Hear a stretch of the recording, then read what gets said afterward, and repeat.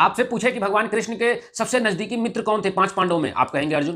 कृष्ण को सबसे प्रिय कौन था? अर्जुन। हर हमेशा सबसे ज्यादा कृष्ण का नाम कौन रटता था 5 पांडवों में? अर्जुन। लेकिन फिर भी जब स्वर्ग जाने की बात आई, जब मोक्ष पाने की बात आई, तो 4 पांडव यहीं रुक गए, अंत में अकेला युधिष्ठिर गया। पता है इसका कारण क्या है मित्र? क्योंकि भगवान कहते हैं, भगवत गीता में कहते हैं कि हे अर्जुन, मनुष्य का कर्म ही उसकी मोक्ष को निर्धारित करता है। भक्ति भगवान को दिला सकता है, लेकिन उसके कर्मों से मुक्ति नहीं। इसीलिए हे अर्जुन, कर्म करो, कर्म करोगे तो मोक्ष को पाओगे। और अर्जुन ने भक्ति तो पाया, लेकिन मोक्ष केवल युधिष्ठिर पाया, क्योंकि युधिष्ठिर को धर्मराज कहा गया है, क्योंकि धर्म का पलायन करने वाला। इसीलिए हे माताओं, मैं कहना चाहता हूं कि आप भगवत गीता को अच्छे से पढ़े और अच्छे से समझे, कृष्ण की बातों को समझे। भगवत गीता में भगवान कृष्ण का कहने का साफ अर्थ है कि मनुष्य का कर्म ही प्रधान होता है, ना कि हरि हरि हरि हरि रटना। इसलिए माता, जब हरि हरि 10 बार रटे, तो एक बार हरि के कहे हुए सत्य कथनों का पालन भी करे, तो ही आप मोक्ष प्राप्त करेंगे। माला तो कर्मय फिले, फिले जिह्वी मुखमाही, मनवा तो चारों दिशाओं फिरे, यह तो सुमरन नहीं। इसलिए कर्म कीजिए और ईश्वर का वंदना कीजिए, तभी मोक्ष मिलेगी। वरना भक्ति तो कृष्ण का कोई भी कर सकता है, लेकिन मोक्ष केवल युधिष्ठिर जैसा धर्मराज ही